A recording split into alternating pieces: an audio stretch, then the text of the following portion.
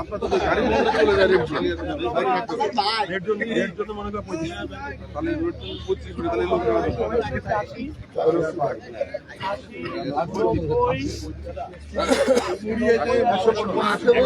টাইনে ধরে আপনি না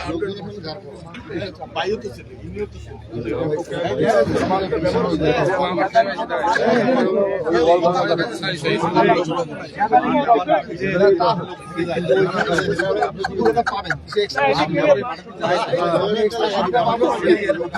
দেখলাম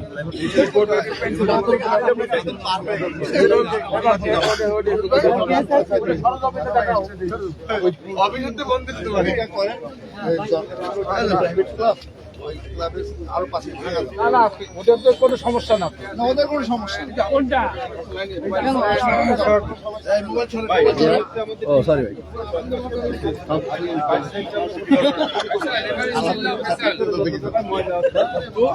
ভাই একটু পাশে যাবেন সালাউদ্দিন ভাই ঘুরে দাঁড়ান ফয়সাল না ফয়সাল সালাউদ্দিন ভাই ঘুরে দাঁড়ান সমান করতে আমি কাটতে হবে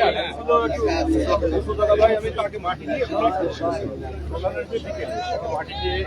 কাটতে মানে যে উঁচু উঁচু উঁচু হলে কাটতে হবে কি দিয়ে কাটবে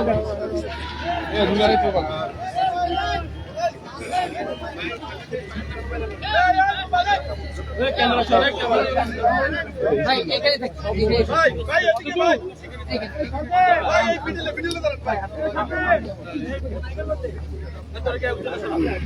এই কারা মাইক্রোফোন এই মাইক্রোফোন দিবা কারা ভাই মিডিয়া সাইডে যাইতে হবে বড় করতে হবে আচ্ছা আমরা বড় ভাই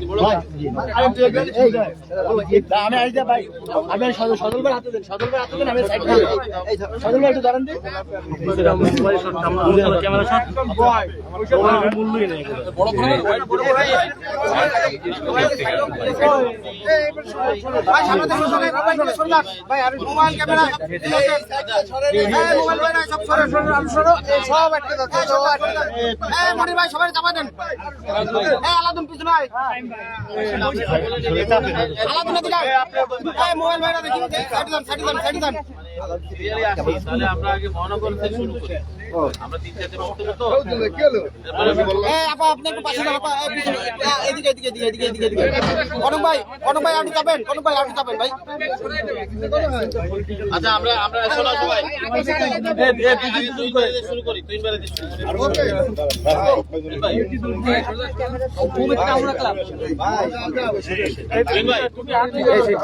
মহানগর বিএনপি সাংগঠনিকভাবে কথাটা প্রস্তুত পার্টির চেয়ারম্যান আসছে নির্বাচন 12 তারিখে আপনারা মহানগর বিএনপি সেক্রেটারি হিসেবে আপনার প্রস্তুতি কেমন আপনি বলেন আমি তার আগে ওইটা লাগবে সারা বাংলাদেশে যেখানে যাচ্ছে সেখানে এটা বলেন সুশীত সদর ওইটাই হবে সরকারের মধ্যে আপনারা ওটার ভিতরে আছে কিন্তু আমার পাইছে বললে মাথা 21 বছর পরে আমি সকল মাইক্রোফোন উচ্চ করো ভাই পাইনি ব্যাটারি দেয়া হয়নি বাউলটা অন করে দিয়েছে তো জাতি পেজ বাংলার ভিতরে ঢুকান ব্যাটারি নাই কথা বলেন না এই আমাদের জন্য অত্যন্ত আনন্দের এবং গৌরবের যদিও আমরা সময়টা পেয়েছি খুবই কম এই সময়ের মধ্যে আমরা মঞ্চ তৈরি কাজ শুরু করতে পারিনি এখন আমরা মাইক লাগানোর কাজ শুরু করতে পারিনি এটা এখন সময়ের কারণে ইনশাআল্লাহ কিছুক্ষণের মধ্যেই বাদবাকি কাজগুলো শুরু হয়ে যাবে আমরা প্রচার মাইক নামিয়ে দিয়েছি আমাদের লিফলেট বিতরণ বিকেল বেলা থেকে শুরু হয়ে যাবে আমাদের থানা ওয়ার্ড আমাদের প্রার্থীরা বিশেষ করে খুলনা 2 এবং 3 আসনের প্রার্থীরা অত্যন্ত ব্যস্ততম সময় পার করছেন এবং এই জনসভাকে ঘিরে খুলনার মানুষের মধ্যে ব্যাপক প্রাণচাঞ্চল্যের সৃষ্টি হয়েছে ইনশাআল্লাহ আশা করি আগামী 2 তারিখ এখানে লক্ষ লক্ষ মানুষ জমায়েত হবে এবং খালিশপুর নয় খুলনার নগরী হবে